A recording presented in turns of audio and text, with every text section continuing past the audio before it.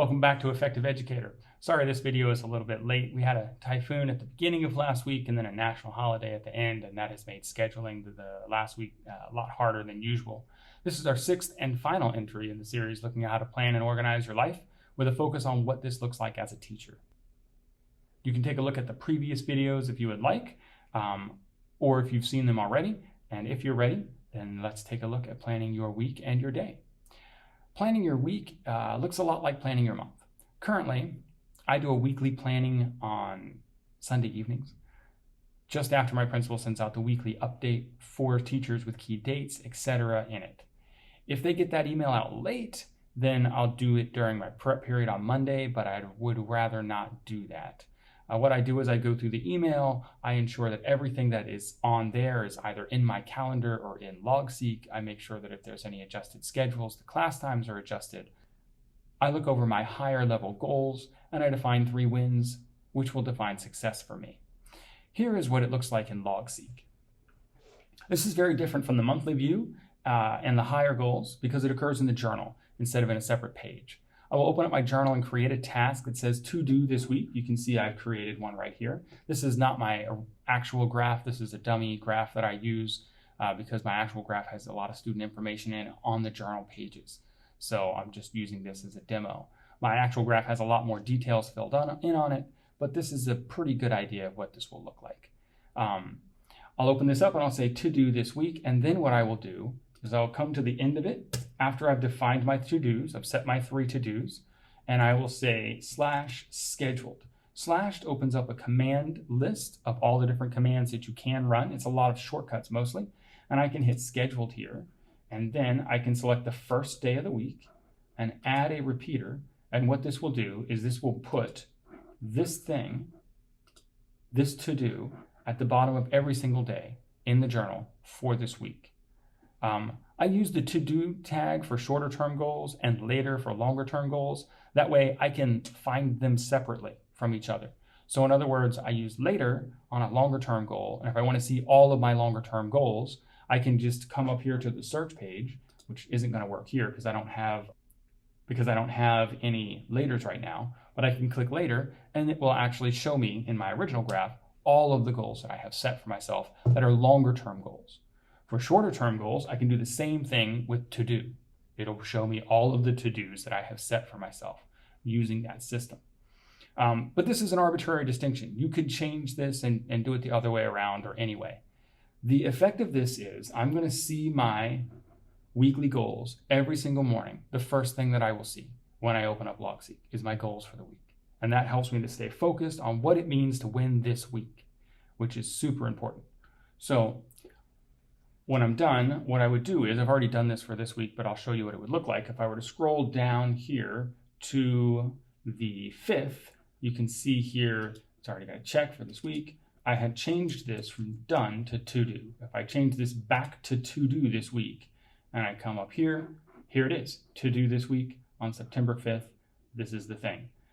Don't click the checkbox. It's tempting to click the checkbox, but because I have scheduled it to repeat when I click it, it's just going to advance it to the next day and the next day and the next day. So that isn't going to actually help with what you want to do. You want to click on the day, click here, double click to do and change it to done. And then that will clear it out of your to-dos. So it's done. That's how I do goals for the week. Goals at the weekly level should generally be things that will take the better part of a day's work. And they should represent important milestones for you for the week. So I don't consider Write Weekly Quiz a win for the week. It's a task that J.D. Meyer in his book Agile Results, which is what we've been adapting from most of this material, would call a below the line task. Tasks that are below the line are tasks that you're expected to do. There's no expectation that you wouldn't do them. In fact, it'd be weird if you didn't. We want to be looking for ways to work as much as possible above the line.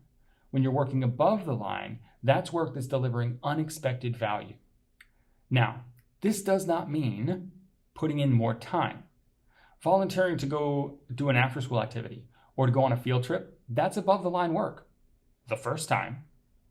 But it very quickly becomes below the line because they come to expect that that's what you're going to do. Instead, we're looking for things that make us more effective as educators, Mastering a tool that allows you to provide student feedback that's more detailed and more formative and to do it faster, that's above the line work. Developing personal hobbies so that your state of mind at work is better, that's above the line work. In fact, personal care is basically always above the line work as long as it's healthy. So your 24-hour binge of whatever game you like to play or whatever TV show has just come out on Netflix, sorry, that's not going to count. Personally, I try to slip at least one personal care objective into my weekly goals every single week, especially a work week. During a vacation week like the week that I'm in right now, I usually don't include any personal care goals just because I have 8 hours a day to do personal care that I normally wouldn't have. Achieving those would be trivial, and you want these to be some kind of a stretch when you're setting your weekly goals. So you can see I've defined a couple of examples of weekly goals over here in Logseq. We're going to spend 20 minutes a day on handwriting practice. We're going to write up at least 3 articles a day, or 1 article a day for the newsletter every single day, and we're going to finish the CSS coursework early. Those are the 3 things that I've set for myself to do this week. I would set maybe different things in a different week, but this is what I've set. An integral part of what J.D. Meyer is trying to do with his weekly work is incremental improvement. This isn't important enough to be a video all its own, and it will be eventually, but for now, I'm just going to summarize the key concepts. The key concept here is that you establish a baseline or a benchmark of what it looks like for your week from day to day. Having done that, now you're going to think to yourself, what is some small change I could make that might make things better? You don't have to know that it's going to make things better, but you want to try to make one small change a week that makes things a little bit better. So examples of small improvement might include batching up unpleasant tasks so that the time that you spend doing that, and therefore the time you spend being unpleasant because something unpleasant is happening, is all clustered together in one spot. So maybe for you, the unpleasant task is the email that you need to send home to parents when they're not doing so well with their grades, and you batch that all into one spot. You say Monday, prep period, that's when I'm going to send those emails, and then you don't send them any other time. This could be one possible improvement. Maybe you adjust the days or times that you spend working on creative versus productive tasks until you figure out when your brain tends to be in a productive mood and when your brain tends to be in a creative mood. Personally, I've just established my baseline for this year, and now I'm going to begin working on tweaking it beginning the week after we come back from this vacation. The first thing I do when I arrive at school is start the coffee.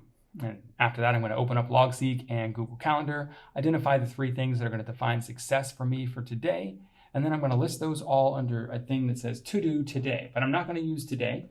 I've got /scheduled. I've also got a command that's /today. If I use /today, it's going to put today's date there, which is super helpful for being able to see what days I'm getting things done. Then I'm going to type in my to-dos just like I did before. And when I'm done with something, let's say I've already scheduled the PD group meeting, I'm going to type done here on the line, and then it'll cross it out for me. At the end of the day, whether I finished everything or not, I am always going to mark the day as done because I don't want the to-dos to continue to show up. The day is done. Whether I finished everything or not, the day is done.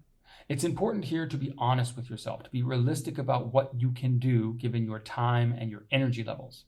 If your prep period today is a scheduled department meeting, you're not going to be as productive as you would be. Maybe that means today is a good day for you to have a lot of daily goals that focus on personal care when you get home. Maybe that means today is a good day to check off some organizational tasks like getting some things printed or getting some things filed or collated, things that you can do depending upon your subject and grade level while your kids are working on independent work. It is definitely not the day to decide to try to do something that's going to require an hour of solid work because your hour of solid work, that prep period, has been taken up by the department meeting. This brings the Productivity Parfait series to a close. If you found this content interesting, I also have a weekly newsletter that's going to link to the articles, the books, the YouTube videos that I'm reading as I research this topic and other topics in productivity. The newsletter does not cover the same ground as the videos that I'm doing. It's usually things that will show up in future videos, or it might be an article that was interesting on the topic but not worth a mention in one of the videos. So if you find this interesting, please subscribe over at effectiveeducator.substack.com.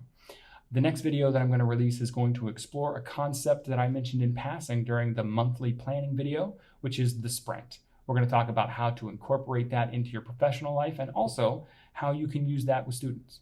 Until then, like this video if you've liked it and hit subscribe if you're not subscribed yet, and thank you for watching.